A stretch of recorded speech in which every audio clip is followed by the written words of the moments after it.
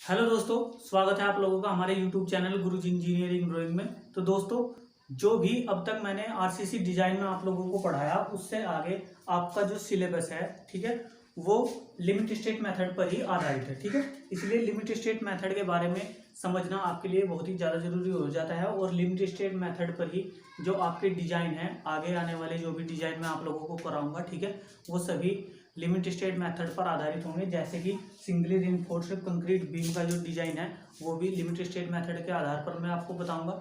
डबली reinforced concrete beam, one way slab, two way slab, ठीक है, और टी बीम, ये सभी जो है आपके सिलेबस में लिमिट स्टेट मेथड पर ही आधारित है। ठीक है, तो इनसे जो भी क्वेश्चन आएगा, इन चैप्टरों से जो भी क्वेश्चन आएगा वो आपका लिमिट स्टेट मेथड पर ही होगा। तो चलिए शुरू करते हैं लिमिट स्टेट मेथड। सबसे पहले हम लिमिट स्टेट को समझते हैं कि लिमिट स्टेट क्या होती है। ठीक है, तो चलिए, लिमिट स्टेट मेथड यह सुनिश्चित करता है कि आप जिस संरचना का निर्माण करने जा रहे हैं, ठीक है, यानी कि जिस संरचना का भी आप निर्माण करने जा रहे हैं वह स्थिर और मजबूत है, जो कि किसी भी भार के मुकाबले पर्याप्त है। यानी कि उस पर चाहे कोई भी भार आ रहा है, ठीक है, तो हम पहले सुनिश्चित कर लेंगे उस संरचना के बारे में जिसका हम निर्माण कर रहे हैं कि वह किसी भी भार के मुकाबले पर्याप्त है। जैसे कि निष्क्रिय भार, सक्रिय भार, पवन भार और उनके संयोजन से कुल भार, यानी कि जितने भी लोड उस पर आ रहे हैं, डेड लोड, लाइव लोड और उनके संयोजन से बनने वाले जितने भी भार हैं, ठीक है, तो उनके लिए हमारी जो संरचना है वो पर्याप्त होनी चाहिए। इसीलिए हमारा लिमिट स्टेट मेथड यूज किया जाता है। ठीक है, इसकी डिजाइन विधि परीक्षण द्वारा उपलब्ध आंकड़ों पर आधारित होती है। ठीक है, यानी कि जो भी हम अपनी लैब में जो परीक्षण करते हैं, ऑब्जर्वेशन करते हैं, ठीक है, तो उन पर ही आधारित होती है हमारी लिमिट स्टेट मेथड की विधि। ठीक है, जैसे कि आप कंक्रीट का कोई परीक्षण कर रहे हैं, जैसे कि उसकी कैरेक्टरिक सामर्थ्य FC के, ठीक है, और जो इस्पात है उसकी कैरेक्टरिक सामर्थ्य FY, ठीक है, तो इन पर ही आधारित है आपकी ये विधि। इसमें इस तथ्य को आधार माना गया है कि कंक्रीट विफल होने से पहले प्रत्यास्थ अवस्था से सुगठ्य अवस्था में आ जाती है। ठीक है, ये बहुत ही इंपॉर्टेंट है कि इस तथ्य को आधार माना गया है कि कंक्रीट विफल होने से पहले प्रत्यास्थ अवस्था जो होती है उसकी, उससे सुगठ्य अवस्था में आ जाती है। इस विधि में संरचना की सामर्थ्य के साथ साथ इसकी सेवा योग्यता व टिकाऊपन पर भी विचार किया जाता है। किसी संरचना की विफलता से पूर्व इसके सुरक्षापन यानी कि सेफ्टी व सेवा योग्यता यानी कि सर्विस एबिलिटी के लिए स्वीकार्य सीमा को ही हम सीमा अवस्था कहते हैं। ठीक है बच्चों, तो ये है आपकी लिमिट स्टेट मेथड। तो इसमें जो भी आपका कंटेंट यूज किया जाएगा, ठीक है, वो परीक्षणों के आधार पर ही किया जाएगा, यानी कि उसका पहले ही हम ऑब्जर्वेशन कर लेंगे, फिर हम अपनी संरचना का डिजाइन करेंगे। ठीक है, इसमें जो मेन पॉइंट है, ठीक है, जिनके बारे में मुझे आप लोगों को बताना चाहिए, और जैसा कि आप जानते हैं कि आपके एग्जाम नज़दीक है, इसलिए कुछ पॉइंट्स मैं आप लोगों को ऐसे ही लिखवा दूंगा। ऐसे ही लिखवाने से मेरा मतलब है कि जो मुझे आपके लिए ज़रूरी है वो पॉइंट्स मैं आप लोगों को बताऊंगा और बाकी जो है मैं आपको साथ साथ करवाते हुए चलूंगा। ठीक है, क्योंकि इतना टाइम नहीं है कि हाँ मैं उन्हें भी डेरिवेट आप लोगों को करके दिखाऊं। ठीक है, क्योंकि डेरिवेशन बहुत ही कम पूछा जाता है, लिमिट स्टेट मेथड से आपका डिजाइन ही ज़्यादातर पूछते हैं। ठीक है, तो इसलिए जो भी क्रिटिकल, जो भी न्यूट्रल एक्सिस है और जो आपके मूवमेंट है, ठीक है, उनके जो भी फॉर्मूले होंगे वो आपको मैं लिखवा कर बता दूंगा और उनमें जो भी पॉइंट यूज हो रहे हैं उन्हें भी मैं डेफिनेशन आपकी बता दूंगा। ठीक है, तो चलिए सबसे पहले जो पॉइंट है, जिन पॉइंट को आपको अच्छी तरह से समझ लेना चाहिए उनके बारे में हम बात करते हैं। ठीक है, सबसे पहला पॉइंट है डिजाइन स्ट्रेंथ ऑफ मटेरियल। ठीक है, यानी कि पदार्थों की अभिकल्पन सामर्थ्य। ठीक है, ये पॉइंट आपके लिए बहुत ही इंपॉर्टेंट है। ठीक है, इसमें जो FD है वो है आपका design strength of material, F जो है वो है आपकी कैरेक्टरिस्टिक स्ट्रेंथ। ठीक है, जैसे कि कंक्रीट की कैरेक्टरिस्टिक स्ट्रेंथ जो होती है वो FC के होती है। ठीक है, जैसे कि M20 ग्रेड की कंक्रीट के लिए जो 20 होता है, यानी कि 20 न्यूटन पर mm², ये कंक्रीट की कैरेक्टरिस्टिक स्ट्रेंथ है। ठीक है, तो इसी प्रकार इस्पात की भी कैरेक्टरिस्टिक स्ट्रेंथ होती है FY, जैसे कि 250। ठीक है, या फिर हम कह सकते हैं FY 415, FY 500, ठीक है। तो इनमें जो 415, 500, 250 जो ये होता है, ये आपकी कैरेक्टरिस्टिक स्ट्रेंथ होती है, ठीक है। इसी प्रकार कंक्रीट की कैरेक्टरिस्टिक स्ट्रेंथ होती है M20 ग्रेड की कंक्रीट के लिए 20, M15 ग्रेड की कंक्रीट के लिए 15, M25 ग्रेड की कंक्रीट के लिए 25, ठीक है। तो अब हम बात करते हैं FM जो होता है आपका, ये होता है पार्शियल सेफ्टी फैक्टर, ठीक है। तो बच्चों, पार्शियल सेफ्टी फैक्टर हम क्यों यूज करते हैं ये जान लेना भी जरूरी है। जैसे कि आप जानते हैं कि जो हमारी कंक्रीट होती है, ठीक है, उसके लिए पार्शियल सेफ्टी फैक्टर जो है 1.5 लिया जाता है, ठीक है। यानी कि कंक्रीट के लिए पार्शियल सेफ्टी फैक्टर 1.5 लिया जाता है। वो क्यों लिया जाता है? किसी संरचना की पर्याप्त सुरक्षा व सेवा योग्यता को सुनिश्चित करने के लिए जो हमारा IS कोड है 456/2000, उसने कुछ सुरक्षा गुणांक सुझाए हैं, ठीक है, जिससे कि हमारी कंक्रीट और हमारा जो इस्पात है वो सुरक्षित बना रहे। इसलिए IS कोड ने हमें कुछ सुरक्षा गुणांक सुझाए हैं, ठीक है, जिनका उपयोग हम इस चैप्टर में करेंगे, ठीक है। और जो आपका स्टील होता है उसके लिए जो सुरक्षा गुणांक होता है वो होता है 1.15, ठीक है। आप देख सकते हैं कि जो हमारी लिमिट स्टेट मेथड है उसमें तो हम सुरक्षा गुणांक ये यूज करेंगे, ठीक है, आंशिक सुरक्षा गुणांक। और जो हमारा वर्किंग स्ट्रेस मेथड है उसमें हम कंक्रीट का सुरक्षा गुणांक 3 और जो इस्पात है उसका सुरक्षा गुणांक 1.78 यूज करते हैं, ठीक है। तो ये आपके लिमिट स्टेट डिजाइन में यूज किए जाएंगे। और ये सुरक्षा गुणांक जो है ये प्योर सुरक्षा गुणांक है, यानी कि फुली सुरक्षा गुणांक है, ये पार्शियल सुरक्षा गुणांक है, ठीक है। तो वर्किंग स्टेट मेथड में ये यूज किए जाएंगे और जो हमारा लिमिटेड स्टेट मेथड है उसमें हम ये सुरक्षा गुणांक यूज करेंगे, ठीक है। तो इनके बारे में आप समझ गए होंगे। चलिए नेक्स्ट पॉइंट हम आपको बताते हैं। अब आगे हम देखेंगे कि जो हमारी डिजाइन स्ट्रेंथ होती है, ठीक है, किसी भी पदार्थ की जो डिजाइन स्ट्रेंथ होती है वो उसकी कैरेक्टरिस्टिक स्ट्रेंथ और जो उसका आंशिक सुरक्षा गुणांक है उसका अनुपात होती है, ठीक है। अब हम बात करेंगे कि जो हमारी कंक्रीट है उसकी डिजाइन स्ट्रेंथ क्या होगी, ठीक है। तो डिजाइन स्ट्रेंथ ऑफ कंक्रीट की संपीड़न सामर्थ्य अभिलाक्षणिक सामर्थ्य की 0.67 गुना ली जाती है, ठीक है। यानी कि इसकी जो संपीड़न सामर्थ्य होती है वो 0.67 गुना ली जाती है कैरेक्टरिस्टिक स्ट्रेंथ का। यदि कंक्रीट की कैरेक्टरिस्टिक स्ट्रेंथ FCK है, ठीक है, तो हमारी जो संपीड़न सामर्थ्य है इस कंक्रीट की वो 0.67 गुना ली जाएगी, ठीक है। और इसके आधार पर जो हमारी डिजाइन स्ट्रेंथ है कंक्रीट की वो क्या हो जाएगी, FCKD, ठीक है, डिजाइन स्ट्रेंथ ऑफ कंक्रीट। तो ये हो जाएगी 0.67 FCK/FM।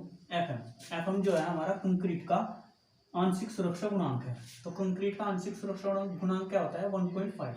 तो ये माना जाता है हमारा 0.466 FCK, ठीक है। तो जो हमारी डिजाइन स्ट्रेंथ होती है कंक्रीट की वो होती है 0.466 FCK, ठीक है। ये बहुत ही इंपॉर्टेंट है। अब हम बात करेंगे जो हमारी स्टील होता है उसकी डिजाइन स्ट्रेंथ, ठीक है, डिजाइन स्ट्रेंथ ऑफ स्टील, ठीक है। ये होता है आपका सबसे पहले F का मान यानी कि कैरेक्टरिस्टिक स्ट्रेंथ स्टील की, ठीक है। कैरेक्टरिस्टिक स्ट्रेंथ क्या होती है FY अपॉन फिर पार्शियल सेफ्टी फैक्टर। स्टील का पार्शियल सेफ्टी फैक्टर क्या होता है 1.15, ठीक है। तो ये आ जाता है 0.87 FY, ठीक है। तो स्टील की डिजाइन स्ट्रेंथ आप इस फॉर्मूले से ज्ञात करेंगे और जो कंक्रीट की डिजाइन स्ट्रेंथ है वो इस फॉर्मूले से ज्ञात करोगे, ठीक है। तो ये इंपॉर्टेंट थे इसलिए मैंने आपको बता दिया। चलिए अब आगे की ओर बढ़ते हैं।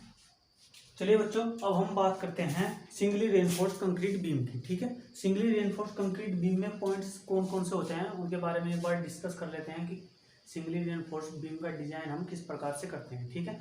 सबसे पहले डिजाइन करने के लिए जो पॉइंट्स हमें चाहिए होंगे उनके बारे में एक बार डिस्कस कर लेते हैं। जैसे कि आप देख सकते हैं यहाँ पर मैंने एक कंक्रीट बीम का सेक्शन बनाया हुआ है, ठीक है। इसमें इस कंक्रीट सेक्शन की चौड़ाई जो डी है और इसकी प्रभावी गहराई डी है, ठीक है। और कुल गहराई यहाँ से यहाँ तक कैपिटल डी होगी, ठीक है। अब इसमें आप देख सकते हैं कि इसके टेंशन जोन में रेनफोर्समेंट किया हुआ है। इसमें जो इसका कंप्रेशन क्षेत्र है, ठीक है, संपीड़न क्षेत्र है, वो उदासीन अक्ष से जो ऊपर का क्षेत्र है वो संपीड़न क्षेत्र है, उदासीन अक्ष से नीचे का जो क्षेत्र है वो कंप्रेशन क्षेत्र है, ठीक है। तो लिमिट स्टेट मेथड में क्या होता है, लिमिट स्टेट मेथड में जो आपका संपीड़न जोन होता है, ठीक है, इसमें जो कंक्रीट में विकृति होती है, जब विकृति का मान 0.002 तक होता है, ठीक है, यानी कि यहाँ पर विकृति शुरू हो जाती है यहाँ से, तो जब ये मान 0.002 तक पहुँचता है तो ये एक इसका जो स्ट्रेच डायग्राम होता है वो परवलयाकार होता है, ठीक है। तो परवलयाकार रूप से इसकी शेप होती है इसके स्ट्रेच डायग्राम की, ठीक है। तो जब ये मान यानी कि इस विकृति का मान 0.002 से ऊपर की तरफ बढ़ता है 0.35 की तरफ, ठीक है, तो वहां तक इसका मान 0.002 से ऊपर जाते ही आयताकार होना शुरू हो जाता है, ठीक है। जो हमारा टेंशन जोन है और जो संपीड़न जोन है, इसमें जो आपके संपीड़न बल उपजते हैं, जो संपीड़न जोन है उसमें संपीड़न बल उपजते हैं, ठीक है, उसका मान होता है CU। तो इसका मान होता है CU का मान हमारा 0.36 FCK। ये जो FCK है ये हमारी कंक्रीट में अनुज्ञ प्रतिबल है, ठीक है। और इसकी गुणा कर देते हैं हम इस संपीड़न जोन के क्षेत्रफल से। संपीड़न जोन का क्षेत्रफल क्या हो जाएगा, XU गुणा B, यानी कि इसे संपीड़न जोन की जो चौड़ाई है ये, और यहाँ से यहाँ तक की गहराई, यहाँ से यहाँ तक की गहराई कितनी है XU, यहाँ पर XU जो है हमने गहराई मानी हुई है, ठीक है। तो अल्टीमेट कंप्रेसिव स्ट्रेंथ जो होती है इसकी ये आ जाएगी 0.36 FCK XU इंटू B, ठीक है। तो इस फॉर्मूले से आप कंक्रीट में कुल संपीड़न बल ज्ञात करेंगे, ठीक है। फिर हम बात करते हैं कि इस्पात में कुल तनन बल कितने उपज रहे हैं, ठीक है, यानी कि जो ये मान है ये हमारा इस्पात में कुल तनन बल का है, ठीक है। इसका फॉर्मूला हो जाएगा 0.87 FY, यानी कि ये तो अनुज्ञ प्रतिबल है, और जब हम अनुज्ञ प्रतिबलों की गुणा उसके क्षेत्रफल से करते हैं तो हमारा इस्पात में कुल तनन बल निकल कर आ जाएगा, ठीक है। AST जो है ये इसमें तनन इस्पात में डाला गया जो बार्स है, डाली गई जो बार्स हैं उनका एरिया है, ठीक है। तो इस सूत्र से हम इस्पात में कुल तनन बल ज्ञात करेंगे, ठीक है। और ये है आपका सिग्मा XU, यानी कि ultimate strength of steel. Steel की जो अल्टीमेट स्ट्रेंथ होती है उसका मान हम इससे निकालते हैं 0.87 FI अपॉन ES। ES जो है वो इस्पात का प्रत्यास्था मापांक है, ठीक है, और प्लस 0.002, ठीक है। इस फॉर्मूले से हम अल्टीमेट स्ट्रेंथ ऑफ स्टील निकालेंगे, ठीक है। इससे हम कुल तनन बल निकालेंगे, इससे हम कुल संपीड़न बल निकालेंगे, ठीक है। तो ये 3 फॉर्मूले हैं जो आपको याद रखने हैं। नेक्स्ट फॉर्मूला है आपका न्यूट्रल अक्ष का, ठीक है। तो यानी कि जो इस बीम की न्यूट्रल अक्ष है वो कहाँ पर होती है। जैसे कि आपको पता है कि जो हमारी कंक्रीट होती है, ठीक है, उसके संपीड़न जोन में कुल संपीड़न बल और उसके टेंशन जोन में कुल तनन बल, ठीक है, ये आपस में दोनों बराबर होते हैं, ठीक है। तो इन्हें हम बराबर रख देंगे, CU is equal to TU, ठीक है। तो जब हम इन्हें बराबर रखेंगे तो इनका मान होगा 0.3736 FCK XU into B is equal to 0.87 FY AST, ठीक है। यहाँ पर हम केवल XU छोड़ेंगे क्योंकि बीम के ऊपरी सिरे से उदासीन अक्ष की गहराई जो है वो XU है, ठीक है, वो क्या है XU। तो हमें XU का मान निकालना है, तो XU का मान होगा हमारा, बाकी और सारा कंटेंट हम इधर लेकर चले जाएंगे, तो ये हो जाएगा 0.87 FY AST अपॉन 0.36 FCK, ठीक है। तो इस फॉर्मूले से जो है हम उदासीन अक्ष की गहराई ज्ञात करेंगे, ठीक है। तो ये फॉर्मूला ही आपका लिमिट स्टेट मेथड में यूज किया जाएगा। बाकी हम लिमिट देखेंगे कि हमारा जो ये फॉर्मूला है इससे जो हमारा लिमिटेड वैल्यू है वो क्या होगी, ठीक है। तो XU लिमिटेड हो जाएगा, XU मैक्सिमम हम कह सकते हैं, XU लिमिटेड या फिर XU मैक्सिमम, ठीक है। तो जो XU मैक्सिमम है उसका मान हमारा कितना आना चाहिए,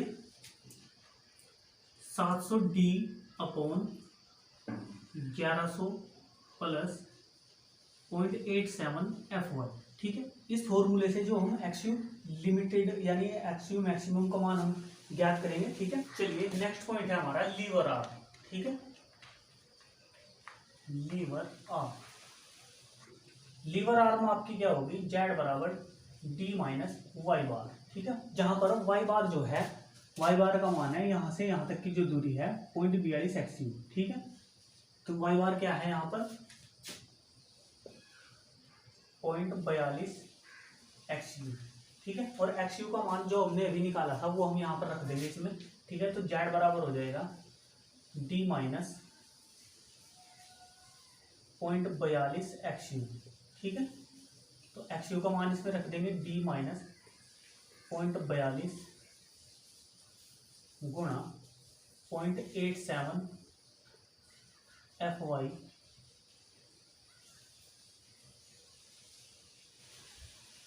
AST upon 0.36 FCK into B, ठीक है। तो इस फॉर्मूले से XU का फॉर्मूला हमने यहाँ पर रख दिया है। अब हम इसे कैलकुलेट कर लेंगे तो ये मान आ जाएगा हमारा D minus FY AST upon FCK into B, ठीक है। तो इससे हम Z का मान निकाल सकते हैं, ठीक है। इस फॉर्मूले से हम Z का मान निकाल सकते हैं। यदि आप पहले XU का मान निकाल लें तो यहाँ से भी आप Z का मान निकाल सकते हैं, ठीक है। तो दो मेथड हो सकते हैं यहाँ पर Z का मान निकालने के लिए, यानी कि लीवर आर्म का मान निकालने के लिए। ये सभी पॉइंट्स बहुत महत्वपूर्ण है, ठीक है। तो चलिए नेक्स्ट पॉइंट करते हैं। अब हम बात करते हैं प्रतिरोध आघूर्ण के बारे में, ठीक है। तो जो प्रतिरोध आघूर्ण होता है, आपको पता है प्रतिरोध आघूर्ण और परवलित खंड के लिए अलग होता है, अति परवलित खंड के लिए अलग होता है, और जो संतुलित खंड होता है उसके लिए हम अलग से उसका डिजाइन करते हैं, ठीक है। तो जब कंडीशन होगी कि जब हमारे XU यानी कि XU का मान जब XU मैक्सिमम से कम होगा, ठीक है, तो उस कंडीशन में हम कह सकते हैं कि जो हमारा प्रतिरोध आघूर्ण है वो अल्प परवलित खंड के लिए किया जाएगा, ठीक है। तो उसका प्रतिरोध आघूर्ण होता है MU is equal to 0.87 FY AST into D minus FY AST upon FCK B, ठीक है। ये जो है ये Z का मान है यहाँ पर, और ये आपका अनुज्ञेय प्रतिबल है, अनुज्ञेय प्रतिबलों का मान है, और ये इस्पात का क्षेत्रफल है, ठीक है। तो MU का मान हम इस प्रकार से निकाल सकते हैं, ठीक है। और यदि हमारा संतुलित खंड होगा उसके लिए प्रतिरोध आघूर्ण हम किस प्रकार से ज्ञात करेंगे, ठीक है। यानी कि जब कंडीशन होगी XU is equal to XU maximum, ठीक है। तो इस कंडीशन में जो हम प्रतिरोध आघूर्ण कहेंगे उसे हम कहेंगे MU लिमिटिंग, ठीक है। MU लिमिटिंग से उसे हम डिनोट करेंगे, या फिर हम कह सकते हैं MU मैक्सिमम, ठीक है। तो ये मान होगा हमारा 0.36 FCK XU maximum into B D minus 0.42 XU, ठीक है। ये जो है आपकी उत्तोलन भुजा है, और ये आपका प्रतिबल है, अनुज्ञेय प्रतिबल, ये क्षेत्रफल है, ठीक है। तो संतुलित खंड की स्थिति में आप MU लिमिटिंग का मान ज्ञात करेंगे, ठीक है। तो चलिए बच्चों, सिंगली रिइंफोर्स्ड बीम में किस किस टाइप की प्रॉब्लम होती है उसके बारे में डिस्कस कर लेते हैं, ठीक है। Types of problems in singly reinforced beam. First problem है आपकी बल शून्य अक्ष XU की स्थिति ज्ञात करना, ठीक है। तो ये सबसे जरूरी काम है डिजाइन करने के लिए। सबसे पहले आपको क्या करना है, बल शून्य रेखा XU की स्थिति ज्ञात करनी है, ठीक है। उसका मान हम इससे निकालेंगे XU is equal to 0.87 FY AST upon 0.36 FCK into B, ठीक है। इस फॉर्मूले से हम XU का मान निकालेंगे, फिर हम सीमांत बल शून्य अक्ष निकालेंगे XU लिमिटिंग, ठीक है। उसका फॉर्मूला है हमारा 700 upon 1100 plus 0.87 FY into D, ठीक है। इस फॉर्मूले से हम XU लिमिटिंग का मान हम ज्ञात करेंगे, ठीक है। और यदि XU मैक्सिमम का मान 0.53 D लिया जाएगा यदि Fe 250 के लिए, यानी कि Fe 250 ग्रेड का जो इस्पात है उसके लिए हम XU मैक्सिमम का मान 0.53 D लेंगे, ठीक है। यानी कि जब आपके Fy का मान 250 होगा, ठीक है, तो उसमें हम XU मैक्सिमम का मान 0.53 D लेंगे। और यदि Fe 415 होगा, ठीक है, ग्रेड हमारे इस्पात का, तो हम 0.48 D लेंगे। Fe 500 के लिए 0.46 D लेंगे, ठीक है। तो XU मैक्सिमम के मान हम इस प्रकार से ले सकते हैं, और फिर हमें तुलना करनी है जो हमारा XU मैक्सिमम है और जो हमारा XU है, ठीक है। फिर इन दोनों के बीच हमें तुलना करनी है। यदि XU छोटा है XU मैक्सिमम से, ठीक है, तो हमारा जो खंड है वो अल्प परवलित खंड होगा, ठीक है। और जो यदि ऐसा हो कि XU बराबर होगा XU मैक्सिमम के, तो हमारा खंड जो है वो संतुलित बैलेंस सेक्शन होगा, ठीक है। और यदि XU बड़ा है XU मैक्सिमम से, ठीक है, तो हमारा ओवर रेनफोर्स्ड बीम होगा, ठीक है। तो ये कंडीशन है आपकी under reinforced, over reinforced and balance section के लिए, ठीक है। चलिए दूसरी प्रकार की समस्या है खंड का प्रतिरोध आघूर्ण ज्ञात करना है, ठीक है। तो खंड का प्रतिरोध आघूर्ण हम किस प्रकार ज्ञात करेंगे, सबसे पहले हम दोनों अक्षों को ज्ञात करेंगे, यानी कि जो XU है और XU लिमिट यानी कि XU मैक्सिमम है, ठीक है। तो इन दोनों अक्षों की स्थिति हम ज्ञात करेंगे। फिर हम ये निर्णय लेंगे कि हमारा जो खंड है वो ओवर रेनफोर्स सेक्शन है या फिर अंडर रेनफोर्स सेक्शन है या फिर बैलेंस सेक्शन है। तो ये निर्णय हम लेंगे यदि वो बैलेंस सेक्शन होगा या फिर अंडर रेनफोर्स सेक्शन होगा, ठीक है, सॉरी ओवर रेनफोर्स सेक्शन होगा, ठीक है। तो इन दोनों कंडीशन के लिए, balanced and over reinforce section के लिए, हम प्रतिरोध आघूर्ण का फॉर्मूला ये यूज करेंगे, ठीक है। mu is equal to 0.36 XU upon D 1 minus 0.42 XU upon D FC K BD², ठीक है। तो इस फॉर्मूले से हम प्रतिरोध आघूर्ण का मान ज्ञात करेंगे। और यदि हमारा जो सेक्शन है वो अंडर रेनफोर्स सेक्शन है, ठीक है, यानी कि अल्प प्रबलित खंड है, तो उसके लिए प्रतिरोध आघूर्ण हम इस फॉर्मूले से ज्ञात करेंगे 0.87 FyAST into D minus 0.42 XU, ठीक है। तो इस फॉर्मूले से हम प्रतिरोध आघूर्ण का मान ज्ञात करेंगे, ठीक है। तीसरी प्रकार की समस्या होती है जब आपको रेनफोर्समेंट ज्ञात करना होता है, यानी कि क्षेत्रफल हमें ज्ञात करना होता है इस पाथ का, और खंड का साइज हमें ज्ञात करना होता है बी और डी का मान, ठीक है। तो चलिए तीसरी प्रकार की समस्या है हमारी। चलिए नेक्स्ट स्टेप है 3, ठीक है, यानी कि प्रॉब्लम टाइप 3 है हमारी। दिए गए बंकन आघूर्ण के लिए माप B/D तथा AST ज्ञात करना, ठीक है, यानी कि क्षेत्रफल हम ज्ञात करेंगे और जो हमारा सेक्शन है उसका हम साइड ज्ञात करेंगे, उसकी चौड़ाई और परिधि ज्ञात। सीमांत बल शून्य अक्ष हम सबसे पहले ज्ञात करेंगे, ठीक है। सीमांत बल शून्य अक्ष का फॉर्मूला है हमारा 700 D अपॉन 1100 प्लस 0.87 Fy, ठीक है। इस फॉर्मूले से हम एक्सियम मैक्सिमम का मान ज्ञात करेंगे, फिर B/D का उपयुक्त मान लेंगे, यह 1.5 से 3 तक होता है, ठीक है। फिर mu का मान हमें ज्ञात करना होगा, यानी कि प्रतिरोध आघूर्ण QU इंटू BD² FC के, ठीक है। जो QU का मान है वो Fe 250 के लिए 0.149 लिया जाएगा, Fe 415 के लिए 0.138 लिया जाएगा और Fe 500 के लिए 0.133 लिया जाएगा, ठीक है। ये सभी मान आप लोगों को याद रखने हैं और इनका जो डिजाइन प्रोसीजर है वो सभी आपको याद रखना है, ठीक है।